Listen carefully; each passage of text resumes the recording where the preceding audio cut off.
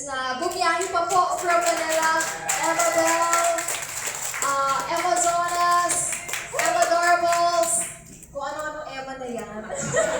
And all the people po na nanood sa parade, maraming salamat po. Dakal pong salamat kaya kayo nga.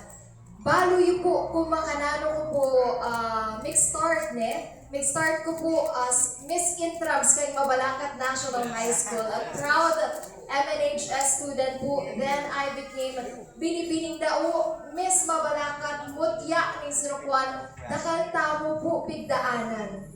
And after that, there are few national pageants I've joined and I landed, if not finalist, runner-up.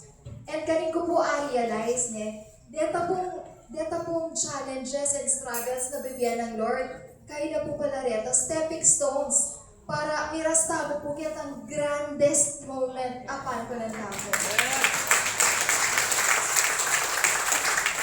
Sometimes po, God will not give you what you want, but He will give you that when you are ready.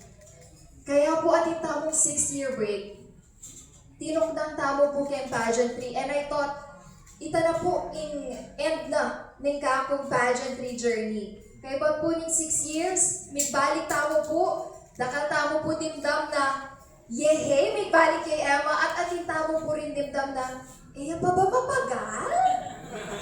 Pero ako po kasi pagal pag puri mo yung gagawan mo di ba? And ating kang pangarap, ika mo po yung makaramdam. Sabi ko mo po, from a small town dreamer like me, na di nagul po, kaya ni Pampanga, na mag-start po yung kakong pageantry journey kaya ni Mabalacat, adala kaya po ito, kay international stage, nga ni inuli tayo po in golden crown. Kaya dakal pong salamat, ali ko naman po agawain kung ali po dahil kay sao po ninyo. Dakal pong salamat kaya kayo in bayanihan po. Yapin po inigdala kaya katamo kaya ning victory na ini. And anyaran kaya rin po ining platform ni banta asabi kayo mensahe ko. Kaya pong message tamo na kaya tang speech tamo kaya tang Miss Grand International at alikubalo ko ating maka-live kaya ni or ating mag-video. But I hope it will be uploaded. Karin po sinabi ko na alina mo po as a journalist as a human. My heart aches for my country drowned by corruption.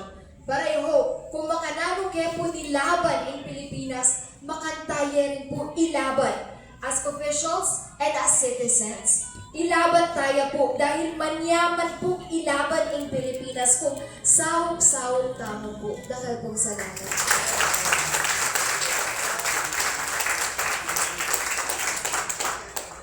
Thank you very much. Maraming salamat, Emma. Your words continue to inspire not only our city, but also countless Filipinos across the world.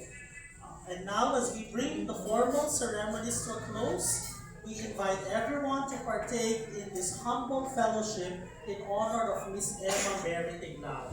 Our program ends at this point, but we enjoy the meal, the company, the celebration of the exceptional achievement of Miss Emma Mary Tignao from tonight onwards. Thank you, everyone. Magandang gabi po.